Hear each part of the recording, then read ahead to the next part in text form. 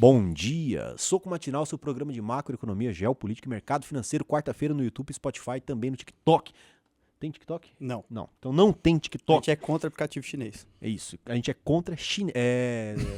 José Jagger aqui hoje com a gente. Já diria o Trump.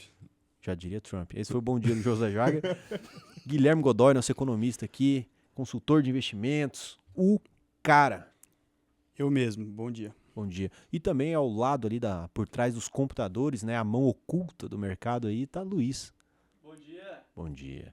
Hoje temos aqui, Haddad apresenta 25 prioridades econômicas do governo até 2026. A gente vai falar um pouco sobre isso. Ler cada uma delas. Alguém confia? E o petróleo segue caindo, né? Depois da alta de petróleo, e agora ele continua na queda e como que isso afeta a Petrobras. Além disso, né, a gente vai falar um pouco sobre como que o boom das commodities, né, que agora acabou, vamos ser sincero, não está finalizando não, acabou mesmo. Tem E tempo. como que isso impacta aí na China, né? Como que a China usou isso, Brasil também utilizou isso em 2002, e para quem não entende muito sobre boom das commodities, a gente vai explicar aqui para vocês e entender, para que vocês entendam aí como que isso ajudou ali o governo Lula em 2002. É isso, não tem segredo, esse é o Soco Matinal, essas são as notícias. Vamos começar a falar um pouco sobre os índices aí, meu pessoal? Vamos lá. Hoje no mercado brasileiro, o índice do Ibovespa aí vem rondando 123 mil pontos, ele já chegou a subir, já chegou a descer e no final das contas está de lado. Então, o nosso querido dólar caiu bastante hoje, acima de 1,5% aí, tá sendo negociado no momento que estamos gravando esse programa, tá a 5,93, bem abaixo aí dos R$6. Caiu bem, então. Caiu bem, cara. Quem diria, hein? Quem diria? A gente vai fazer uma viagem. Sabe quem não diria? É, Sabe quem não diria? Matheus Malheiros, Matheus Malheiros. é verdade. E assim Deixa como pra Matheus lá, Malheiros, fica aí na... as previsões do dólar falaram que nunca mais ia baixar de R$6. É ou não é, Gui Godoy? Exatamente, cara. Então aí, ó. Então é um famoso chupa. E tomara que o euro também abaixe, né? Que a gente tem, enfim. É. Nos Estados É isso que o Raul Unidos, tá esperando. os principais índices dos Estados Unidos operaram em alta hoje, principalmente aí reverberando essa alta após a véspera aí dos balanços trimestrais, né, que vão acontecer lá nos Estados Unidos. E um deles que a gente trouxe de destaque é o da nossa querida Netflix aí, que teve um retorno de uma receita trimestral de 10,2 bilhões de dólares, uma alta de 16% maior do que o mesmo período do ano passado. E isso aconteceu principalmente porque alguns projetos da Netflix deram muito certo, como a luta do Jake Paul com o Mike Tyson, o Round 6 que está voltando. Porque se dependendo dos filmes, nós vamos morrer de fome, né? Pô, só filme ruim na Os Netflix. filmes, se é realmente. bom um filme, não tem na Netflix. Já reparou? É um bom ponto. É um bom ponto, mano. Eles são bons de fazer série, mas os filmes Sim, realmente é são pai. bem ruins, cara. Fica aí a indignação. Desde que com relação tiraram aos Van filmes. Helsing, nunca mais olhei Netflix. Mas o Van Helsing morreu. Morreu. Ele não faz filme mais. Na Ásia e no Pacífico, os mercados fecharam em baixa, tá? Principalmente aí, refletindo algumas falas do Trump com relação a 10% de taxa que vão ser impostas ali sobre o mercado chinês. Na Europa, as bolsas aí acabaram subindo com uma leve tendência aí para a parte da bolsa da Alemanha, que subiu bastante, inclusive puxada aí pelas ações da Adidas, que subiram 6% hoje aí, principalmente 6%? porque porque o Zé ele pegou um bônus aqui da empresa, comprou tudo de roupa de treino, subiu lá bem aí a receita da Adidas. Bravo. As commodities aí, a gente tem o WTI, o petróleo WTI aí caindo em torno de 2%. O José vai trazer aí pra gente aí quais são os impactos aí do petróleo continuar caindo aí para a receita da Petrobras e também para os desempenhos das ações. E as criptomoedas também estavam caindo, tá? Principalmente aí refletindo algumas coisas relacionadas à posse do Trump. E, na verdade, como é um índice extremamente volátil, todo o valor que eu passar aqui para você não vai estar atualizado quando você ver esse programa. Maravilha. Antes de começar as notícias internacionais, quero dizer duas coisas. A primeira é, quem perdeu o programa de ontem, que é desorganizado, né? Mas você acabou perdendo aí. Sexta-feira agora a gente vai começar a fazer um Q&A, o que é? Perguntas e respostas das principais perguntas mais técnicas aí que vocês enviam. Então, você que está enviando aí uma pergunta bem legal sobre a sua carteira, sobre alguma empresa, uma análise, uma DRE, fique tranquilo que o Douglas Ribeiro, o Matheus Malheiros, todo mundo que estiver aqui, a gente vai ver quem dos arcanjos vai estar aqui no dia, a gente vai fazer aí uma seleção de várias perguntas técnicas para respondê-los. Outra coisa também, tô sentindo um cheiro aí no ar, não posso falar pra ninguém, mas vai rolar outra baguncinha aí Opa! do investidor Sardinha. O que é a Onde? baguncinha? Não posso nem falar, é só um Segredo. cheiro, viu, pessoal? O que é essa baguncinha? É uma festa que a gente faz para os inscritos do nosso canal, que é um Investidor Sardinha, o canal ali maior que a gente tem. E dessa vez pleitearei, em nome do Soco Matinal, poucos, mas alguns ingressos aí pra gente. Para que vocês tenham acesso para comprar, né? Porque, pô, aqui é uma empresa. De dar, não, aqui não. Enfim, então, para quem que vai esses ingressos que eu vou pleitear? Para quem? Para quem for mais assíduo, comentar e for legal. Quem não é legal, viu? Ficar falando da mãe do outro aí não vai, não. Viu? Vocês sabem que quem comentou da minha mãe já tá fora. Então vamos lá agora, continuando o programa com as notícias internacionais. Trump anuncia aí investimento privado de 500 bilhões de dólares americanos para data centers. Então o presidente nesse anúncio aí quer fortalecer principalmente através desse plano a inteligência artificial dos Estados Unidos da América. Exatamente. O nosso querido Trump aí, ele vai lançar esse plano audacioso chamado de Stargate, que ele vai ser composto ali principalmente de um consórcio das empresas OpenAI, SoftBank Godoy? e Oracle. Sim, Você consórcio. falando de Isso é coisa boa. consórcio. Reúne as duas Pois empresas. é, né, cara? Reunião, vamos consórcio. falar reunião. Vamos lá. Juntinho, grupinho, vamos chamar consórcio. Grupinho? É porque consórcio é consórcio. Pega né? mal, né? É mal interpretado. Mal interpretado. Vai que o Bradesco ouve você falando isso aí, ó, empurra 3 consórcios aí. É verdade. Ah, o gerente vai já vem colocar aqui. salivando já. É, né? gerente de banco ouvindo você falar isso, já tá assim, ó, minha comissão. Foi mal, galera. Falar que formou Então, um grupinho. o grupinho formado pela OpenAI, SoftBank e Oracle vão estar pleiteando aí essa iniciativa do Trump, que pretende captar pelo menos 500 bilhões de dólares aí da iniciativa privada para conseguir fazer as construções dos data centers, principalmente para competir com a China, né, que vem aí com uma forte concorrente do mercado, para tentar tomar essa hegemonia dos Estados Unidos no âmbito da inteligência artificial. E esse investimento pode criar até 100 mil vagas de empregos aí no curto prazo para a construção desses data centers, vindo aí nessa forte esteira da corrida tecnológica nos Estados Unidos. Isso também, cara, para você aí que é um forte assíduo aí, que gosta dessa área, que fala assim, cara, eu gosto de investir nisso, quero começar a olhar mais para essa área de data center, mas eu não tenho 500 bilhões de dólares para entrar aí no grupinho, você pode comprar um ETF, como o ETF do DLR, você pode comprar como alguns outros aí que você consegue se expor a esses mercados, tá? Não é uma recomendação de investimentos, mas olha lá certinho, porque tem como você se expor a esse mercado de data centers, que é um mercado que está em franca expansão aí, e pode fazer total sentido para o seu portfólio, ainda mais sendo algo dolarizado e saindo um pouco do risco Brasil. Coisa que você saberia se você fosse alguém cliente da UVP Consultoria, tivesse um patrimônio acima de 500 mil, sendo atendido pelos nossos consultores de investimentos. Outra notícia internacional que eu tenho aqui é sobre a China, né? A gente vai falar um pouco sobre o fim do boom das commodities. Vamos lá, vamos tentar entender de maneira bem simples aqui o que era o boom das commodities. Até os anos 2000, a economia chinesa era fechada, né? E como assim? Era só um país fechado? Era um país que tem um mundo velho de gente, pessoa infinita, que era fechada. Quando ela abriu a economia para o mercado exterior, a gente teve ali uma compra de várias commodities. Só para vocês terem ideia, o quanto a China comprou em 20 anos, de 2000 até 2020, em aço, o minério, né, o aço, foi mais do que toda a economia norte-americana no século XX. Ou seja, quando a China abriu as portas para o comércio exterior, ela começou a comprar commodity infinita. E assim, isso se tornou o boom das commodities. Ou seja, todo mundo queria fazer um negócio da China, vender para chineses porque era muita gente. Só que agora, com o tempo passando, esse boom vem acabando. E isso impacta principalmente países que são os produtores de commodities, as commodities, que Você quer são apresentar a notícia inteira? Brasil. E agora o resumo vai ficar com o José Jagger. Não, já corrigindo o que o Edson falou, eles importavam minério de ferro, tá? É, de ferro, não de aço. Não né? aço. Exatamente. Isso, como que isso afeta a Vale? A gente sabe que hoje, por exemplo, dar um exemplo para vocês, que a gente tem uma das maiores mineradoras do mundo presente aqui no Brasil, que é a nossa queridíssima Vale, uma das maiores empresas da Bolsa e uma das que mais representa dentro do índice Bovespa. Fica a dica para você aí que não sabia dessa curiosidade. A China, por ser extremamente importadora do ferro, eles acabaram que... O que acontece? Quando aconteceu o êxodo rural, mais de 500 milhões de pessoas de 1980 até o ano de 2024 começaram a migrar das propriedades rurais para dentro para as cidades da China, né, os centros urbanos. Isso fez com que a demanda também pelas construções civis subisse muito. Civis? Civis, né? Civis. Civis. Bonitas palavras, Construções civis. Subisse de uma forma extremamente escalada.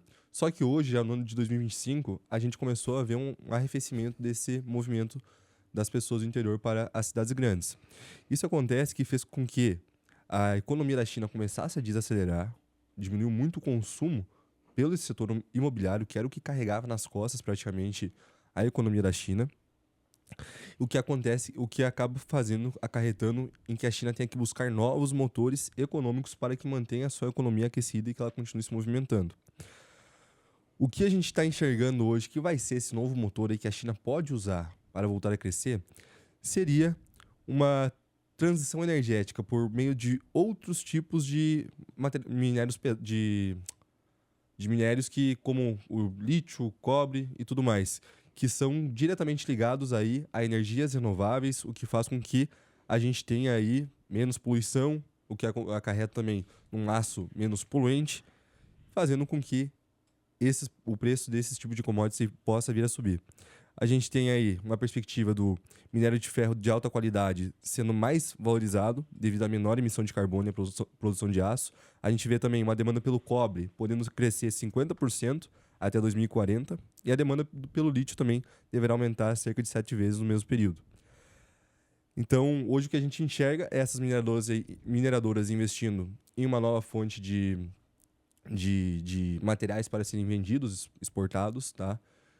Fazendo com que a gente tenha aí pode acarretar um novo boom das commodities, mas bem diferente do antigo que a gente viu anteriormente, do ano de 2000 até o ano de 2024.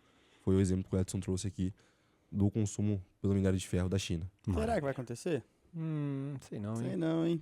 Sei não. Vamos lá. Parece Já- papo aí pra botar imposto nas Já coisas. teve que enfiar e fazer. estímulo suficiente lá para conseguir bater 5% de crescimento do PIB. Não sei não, hein? Sei Eu não, esperaria o Emanuel vir aqui falar, porque o Emanuel gosta muito da China. Vou fazer essa pergunta pro Emanuel. Eu acho Pergunta engraçado, mesmo. não, eu acho engraçado que o Edson só chama o Manuel de Emanuel.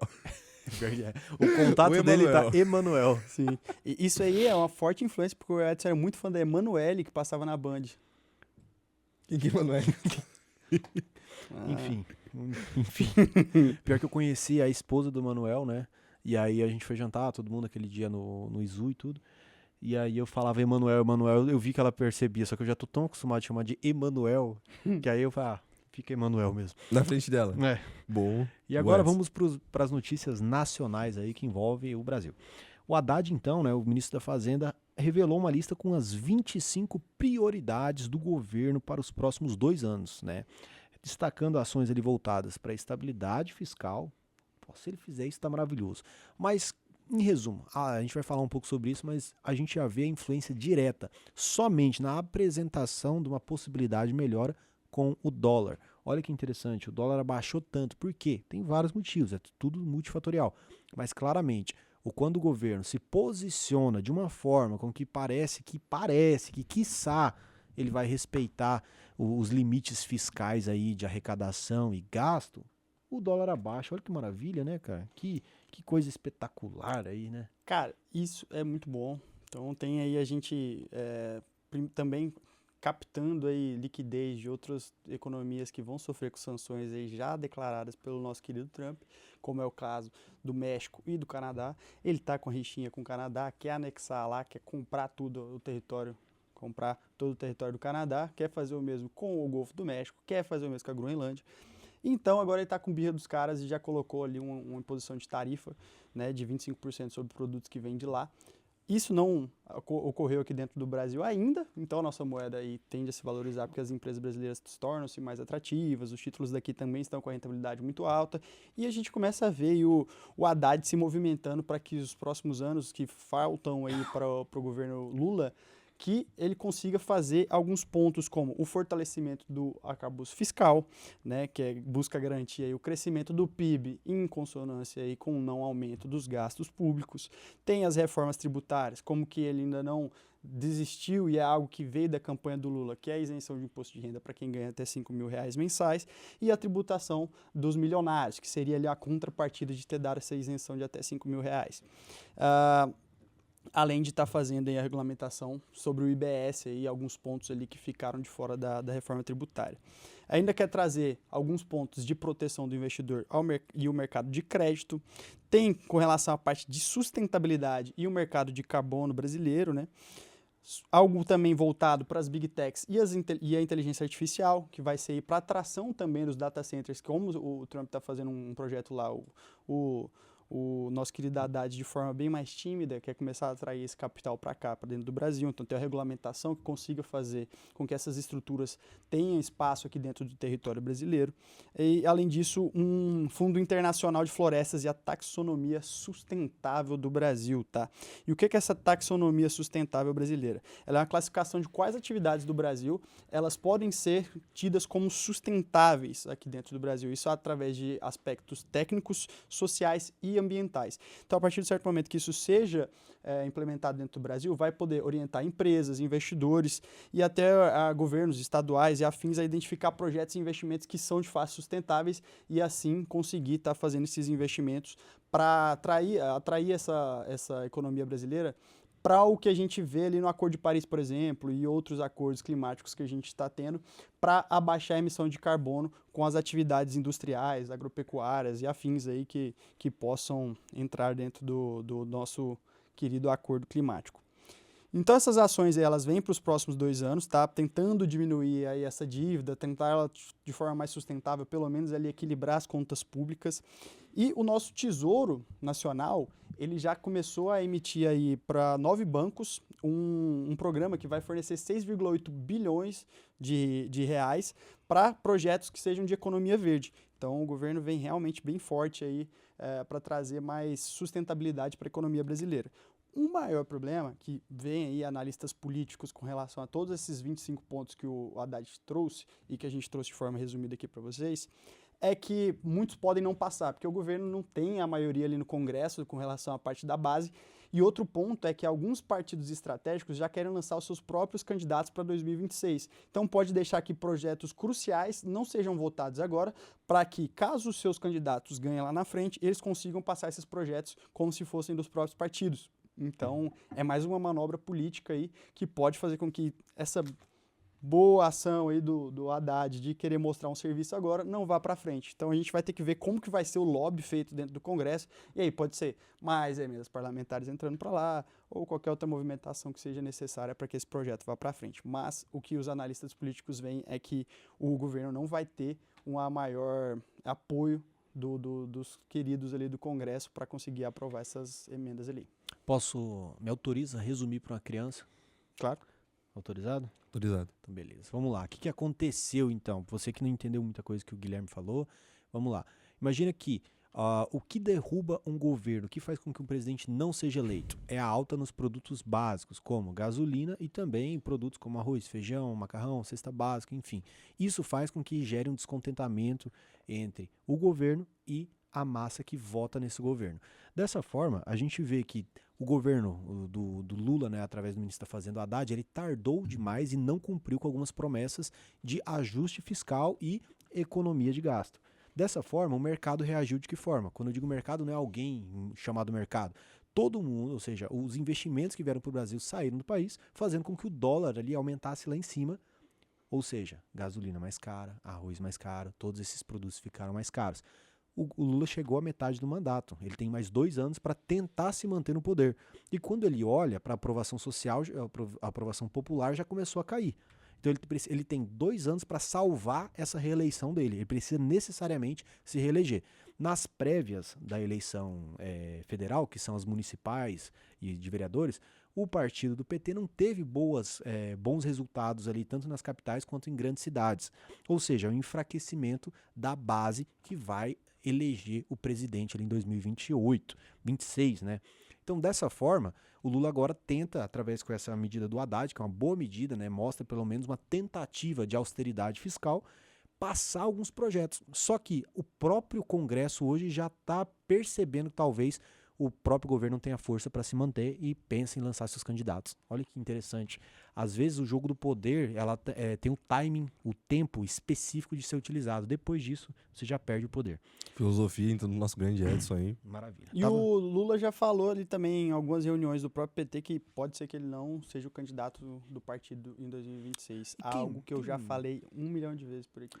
E você aí de casa, que se o Lula realmente não chamar para ele essa responsabilidade de ser o porta-voz da esquerda em 2026, quem vocês acham que vem aí? Boulos? Quem? Comenta aí pra gente. E agora a gente vai falar sobre o petróleo, que segue caindo, né? Outra notícia, e como que isso afeta diretamente a empresa Sabe por quê, Petrobras. Edson? Por quê? Porque o nosso querido Laranjão chegou botando o pé na porta. O homem falou que vão começar a fazer a extração do petróleo em massa lá nos Estados Unidos, o que fez com que a oferta pelo produto aumentasse, fazendo com que logo nos primeiros dias de mandato aí, o preço do petróleo Brent e WTI já cheguem numa queda aí considerável. Enquanto o Brent está caindo 1%, o petróleo WTI está caindo 2,6% até o momento que a gente está gravando esse vídeo. Tá, José, vocês falam de petróleo Brent e WTI desde o começo desse programa, que já faz muito tempo que a gente está gravando, mas qual que é a diferença deles de fato?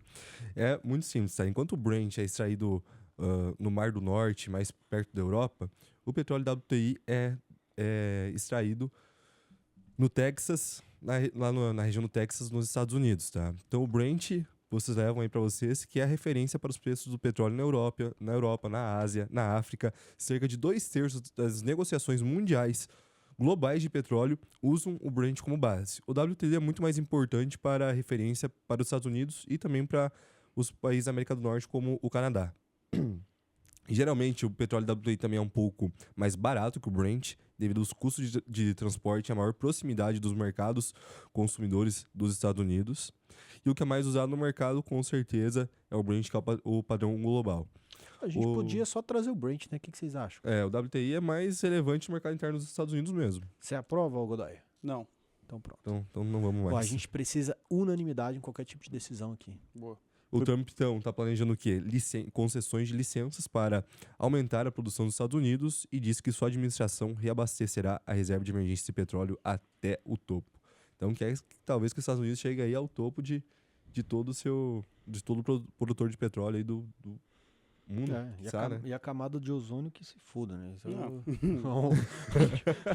a gente vê depois. A parte ambiental... O Trump já falou que vai sair do Acordo de Paris, já vai... Tá nem aí, é isso aí. Deixa pros outros fazer, ele não precisa. Relaxa. Tá, mas então, José, o que isso impacta? Aqui, por exemplo, a nossa Petrobras, que é a maior empresa hoje da nossa bolsa, aí, outra empresa que também representa extremamente dentro do índice Bovespa, é que atualmente os preços da gasolina e do diesel estão sendo posicionados abaixo das bandas, ou seja, abaixo do preço de referência internacional. Cerca de menos 4% e 6% em relação ao preço da paridade de exportação, os dois, a gasolina e o diesel. Como que isso impacta a Petrobras? Diretamente no preço. Imagina que tudo que está ligado aí ao preço de uma commodity que você vende está mais caro, os insumos, a extração, o transporte, seja o que for, mas o teu preço se mantém abaixo. Esse preço hoje está sendo negociado na gasolina, um deságio de 4%, e um deságio de quase 20% no diesel. O diesel está muito subsidiado, cara. Muito, 18,8% no diesel. Cerca de quase 70 centavos abaixo do que deveria estar o preço normal. Então, outra coisa que é importante, esse segmento da Petrobras, que é o RTC, que é o de refino, o transporte e comercialização da gasolina e do diesel, responde historicamente a cerca de 10 a 14% do EBITDA da Petrobras. Ou seja, toda a receita operacional da Petrobras, cerca de 14% dela vem apenas desse tipo de operação. O que vai fazer com que tenha um deságio que vai pressionar com certeza os resultados da empresa, ainda que o segmento de exploração e produção deve mais do que compensar os impactos negativos desse segmento RTC, que é o segmento aí que vai ser impactado muito provavelmente diretamente por essa disparidade de preços.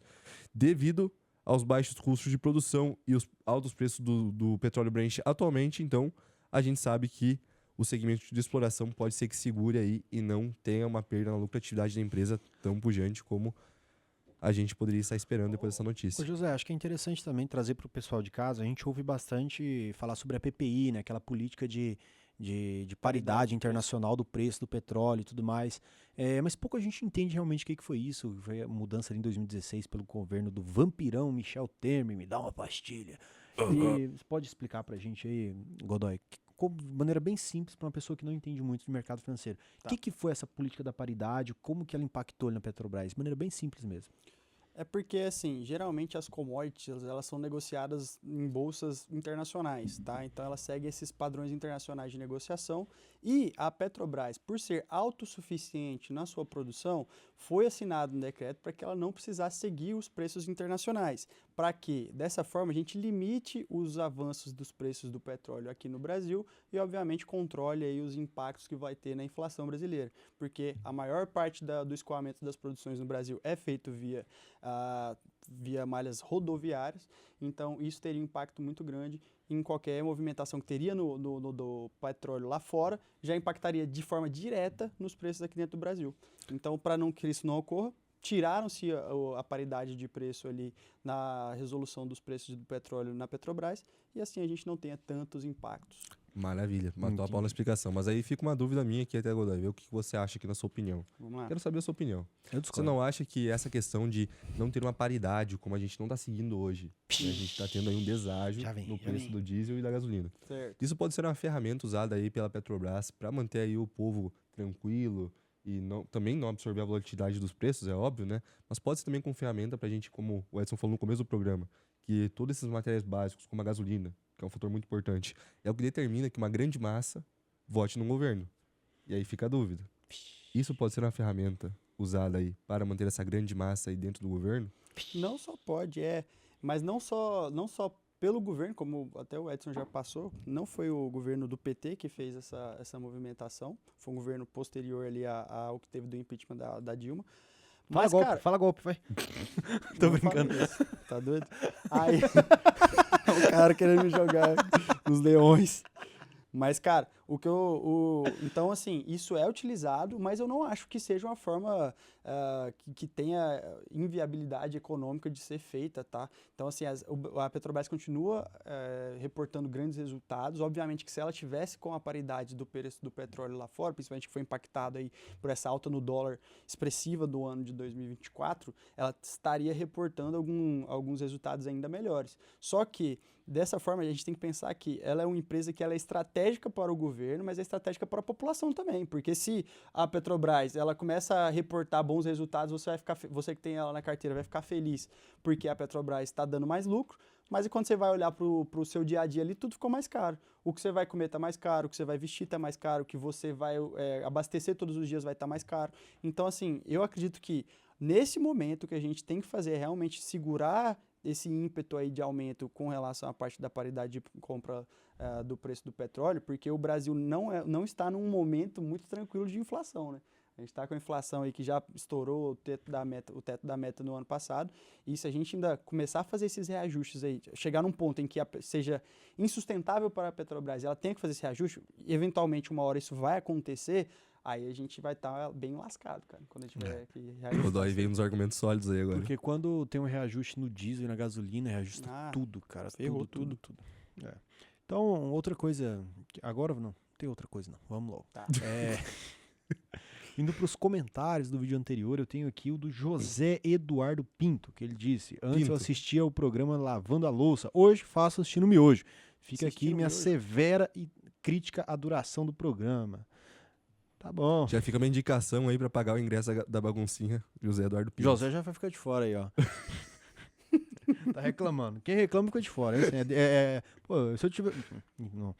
O filme. O Marcelo Costa, 2510, indicou um filme aí pra gente. Ele falou: o filme O Menino que Descobriu o Vento traz-nos uma realidade. Como Bom é difícil programa. acreditar que não nos vemos. Bom filme, cara. Ou, Emocionante. filmaço. Bom filme mesmo. Até metade do filme eu tava com depressão, depois passou.